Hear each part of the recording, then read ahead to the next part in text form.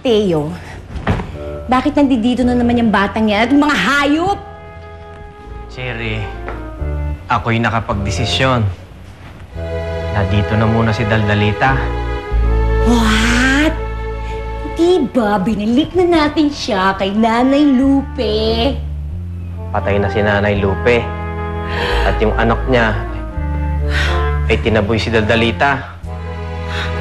Wala siyang matitirhan. Kaya, di niya na muna siya. No. Yes.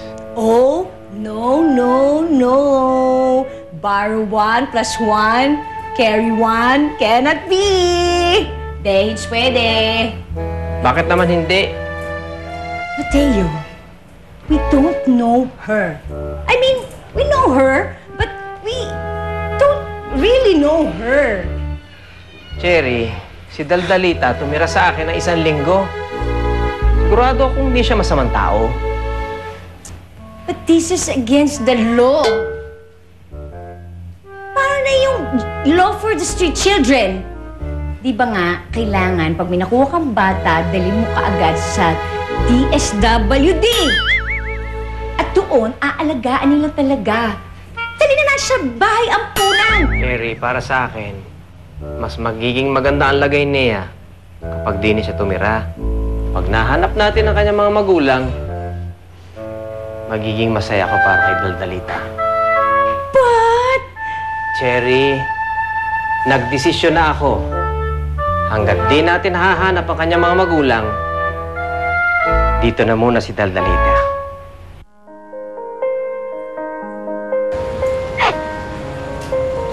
Ganda niya, no? Siya si Coco. Isa siyang kakatu. At ito naman, si Miko. Gusto mo siya hawakan? Pwede ba? Oo, mabait yan. Tsaka mahilig yan sa mga magagandang babae tulad mo. Teka, sandali. Parang nakita na kita. Ikaw yung... Oo. Ako yun, wag mo nang sabihin. Ako si Gino. Ikaw, Marga. Marga?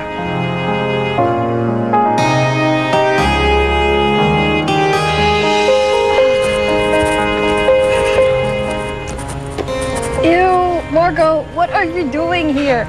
You might get bird flu or something. And why are you talking to the manong? Siya si Gino. My God, Marga, bakit ka nakikipagkilala sa kanya? Can't you see? He's like a manong. And mamaya Marian germs and he'll make us hawa pa, no? Oh no, did he touch you or something? Wait. Wait, anything. Wait, go. Yes.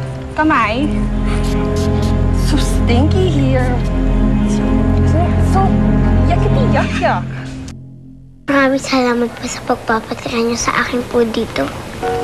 Sa pagiging mabait para sa akin.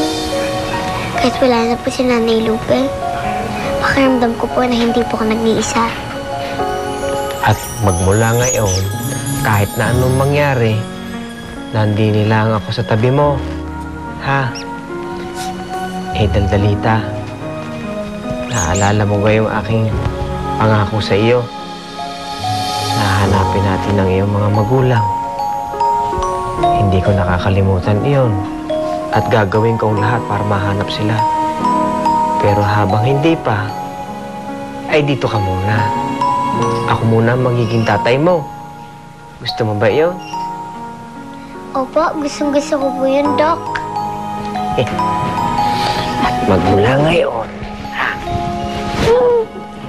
hindi na Dok ang tawag mo sa akin. Ang itatawag mo sa akin, Tatay Mateo.